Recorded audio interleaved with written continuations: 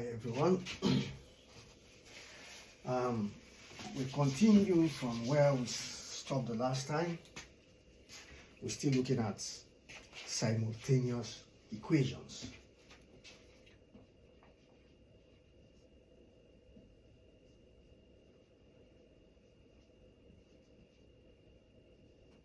Simultaneous equations.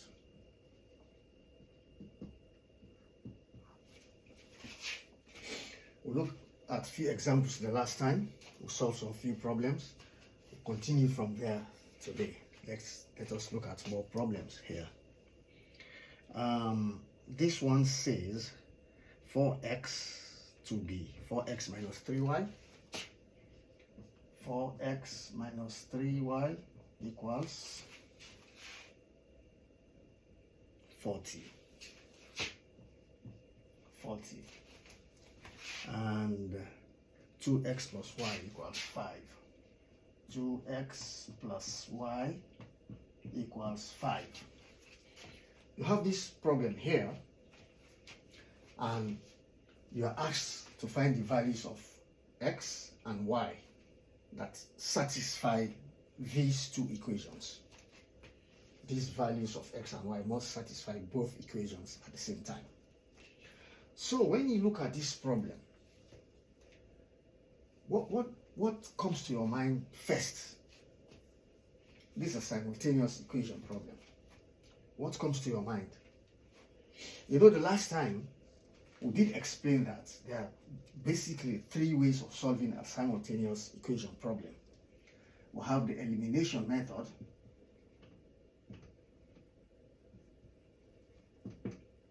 this is A method, D, and you have the substitution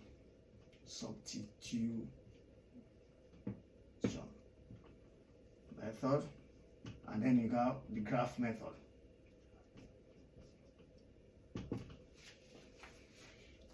We didn't do anything on the graph method, and we don't want to do anything on it.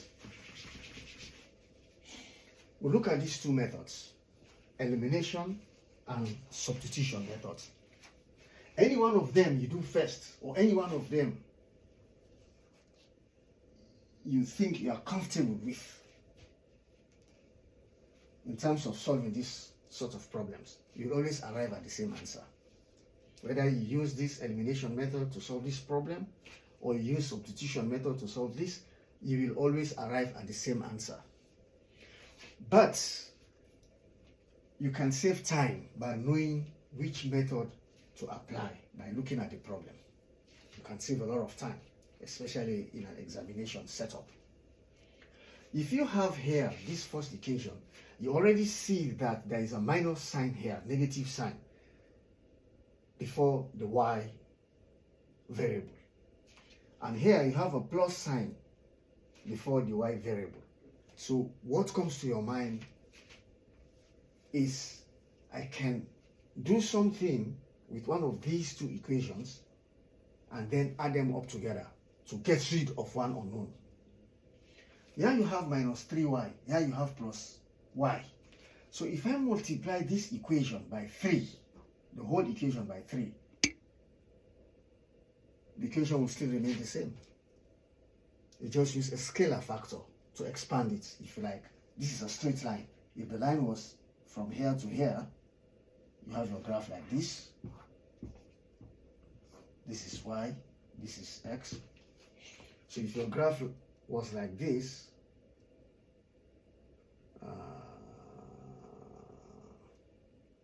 I'm just assuming, yeah?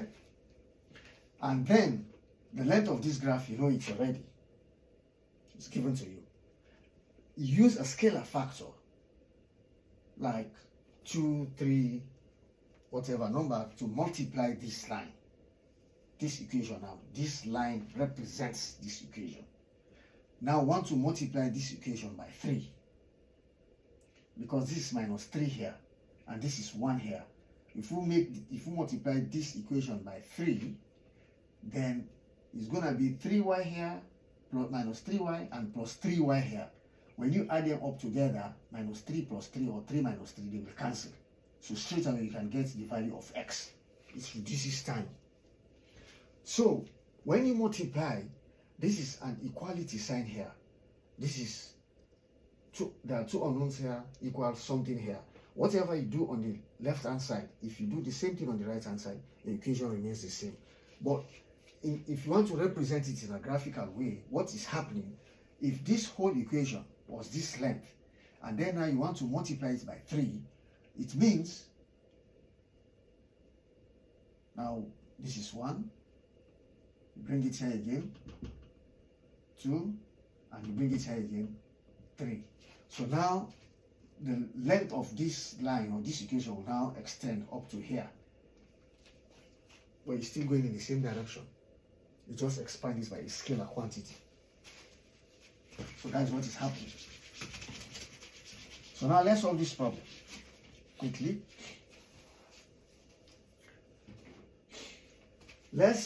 First thing you do, you try to identify these two equations so that you don't get mixed up while solving them.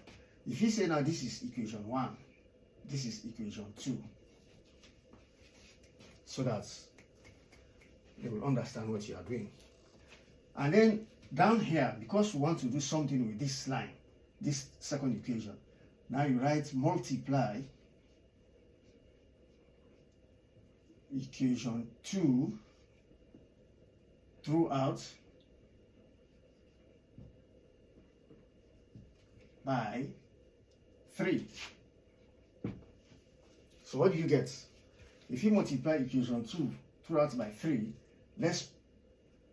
and then if you want, still you can go ahead and then add, let's do step by step. So in equation 1 now, you still have 4x minus 3y equals 40. This is still equation 1. Equation 2, we say multiply equation 2 by 3. So 2 times 3x, this is going to be now 6x. 3 times y is going to be plus 3y. And 3 times 5, this is going to be now 15. This is not equation 2 now. This is now going to be your equation 3. We multiplied equation 2 throughout by 3. So you're going to get 6x plus 3y equals 15.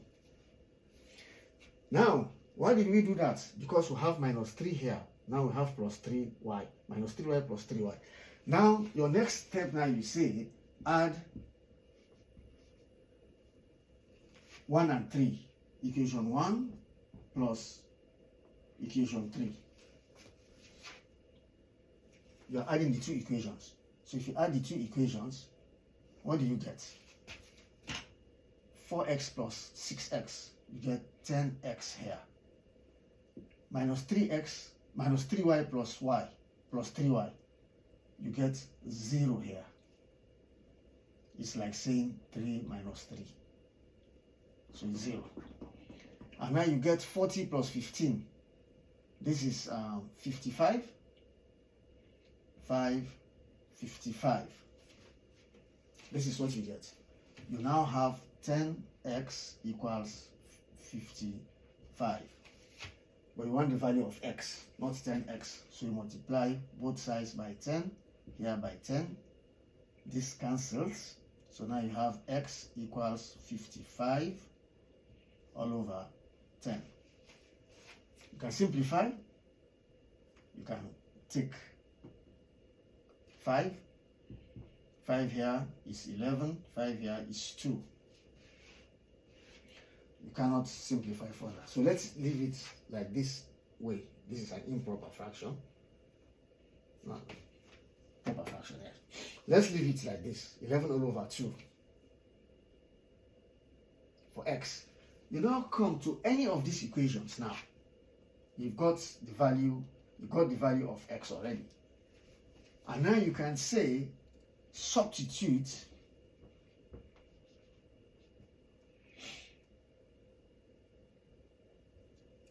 x equals 11 all over 2 in, say, equation 2. In equation 2, You can even say in equation 1, but I see 2 is a little bit, because we have 2 here at the bottom. These 2, they both will cancel. Or you have any of the equation that you are convenient with. 2 is better in this case. So now what do you have? You now have 2. Equation 2 says 2x plus y equals 5. So if you put x equals 11 all over 2, you now have 2x into 11 divided by 2 plus y equals 5. You know, these 2 will cancel. These 2 here. So you have 11 plus y equals 5. You have now 11 plus y equals 5. So you now have y equals 5 minus 11. And then y is equals minus 6. That's y equals minus 6. If our steps are right, then this should be the correct answer. This is 15. Let's see. We have 2 times 11 all over 2 minus 6. This is, you can always prove it to be sure that you are right. How do you prove it? You look at any of the equations and say again equation 2. You want to see whether your answers are correct. So from equation 2, you have 2x. X we got as 11 all over 2. 11 divided by 2. And they say plus y. What is y? Y is minus 6. And what is the answer? This is 11 all over 2. The 2's will cancel. So you have 11 plus minus 6. So the minus sign takes precedence. Yeah? So 11 minus 6, which is 5. Which is 5 here. So your answers are correct. Okay? Let's look at another example. Another problem, sorry. Let's solve another problem. A little bit different from this. This one here, you have x minus 2y all over 3. Let's mark us, get it right. X minus 2y divided by 3 equals 4. X plus y, 2x plus 3y plus 4. 2x plus 3y plus 4 equals, I think it's plus 4, equals 0. Now they ask you to solve this one. The first equation says x minus 2y divided by 3 equals 4, and 2x plus 3y plus 4 equals 0. Solve. So, because there's a fraction here, you first of all have to get rid of this fraction so that the problem will look a little bit straightforward. So, this is our 1, this is our 2. From equation 1, you can say x minus 2y is now equals to 4 times 3. This 3 will come over here. So 4 times 3 is 12. So we'll have 12 here. And from equation 2, you have 2x plus 3y equals, because it's plus 4 here, coming over the equality sign, it should now be 0 minus 4. We don't need the 0, so it's going to be minus 4. Right? So these are our equations. If we now say this is equation 2, this is equation 3, and this is 4, So we now need to solve equations 3 and 4. Again,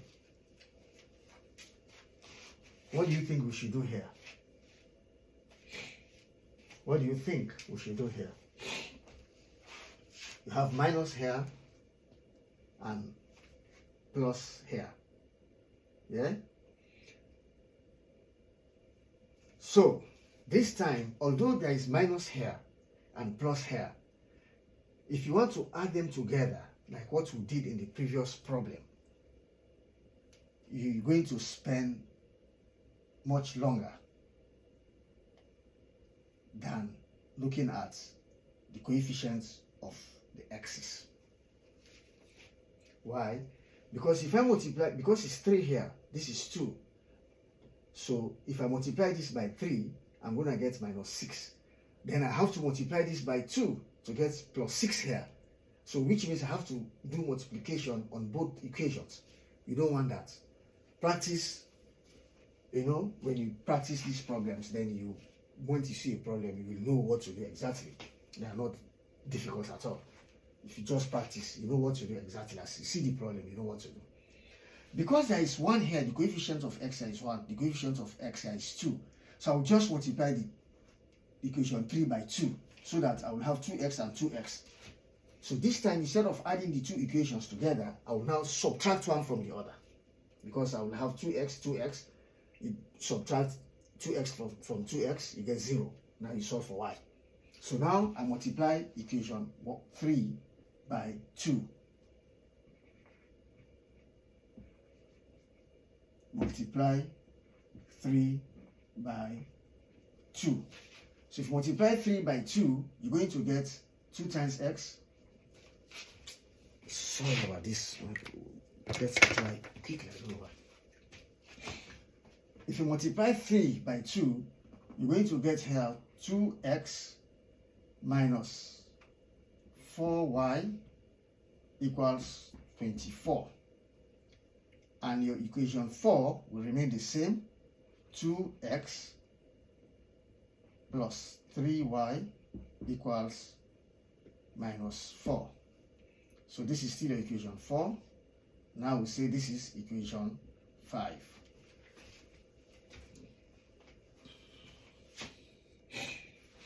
Okay? Using this marker might be better. Right? So what do we do here? Now, because we have plus 2, we need to subtract 1 from the other. So we subtract 4 from 3. Subtract 4 from 5. So you now say 5 minus 4. Yeah? You are subtracting equation 4 from 5. In other words, subtracting the bottom equation from the top equation. So 2 minus 2, this you get 0 here. Yeah? You now have minus 4 minus 3. So you are having minus 4 here. Because you are subtracting, you have minus 4y minus. This is plus 3y. This is what you are doing. Yeah? So what do you get? You're having minus 4y minus 3y. What do you get? Minus 7y. In case you get confused, just write like this. It simplifies it for you. So we're having here minus 7y. We are subtracting here. So now you are subtracting 24 minus and minus 4. 24 minus 4, because you are subtracting equation 4 from equation 5. So now you are having 24 minus, this will be plus. So you're having here a positive 28. People get confused when it's subtraction. That's why I'm splitting it. So now what do you get for y? You have minus 7y equals 28. You divide both sides by minus 7. So that the minus cancel, the 7 cancels. So you have y equals minus 4, because 7 goes into 28 4 times. So you have your y equals 4. Put it here, y equals minus 4. Yeah? So y equals minus 4. Now, you can take minus 4, the value of y, and use it in any of these equations to get the value of x. So let's use this on equation 3. Yeah? Because it's shorter here. So put my y equals to 4. So put y equals minus 4 in equation 3. In other words, you are substituting the value of y in equation 3.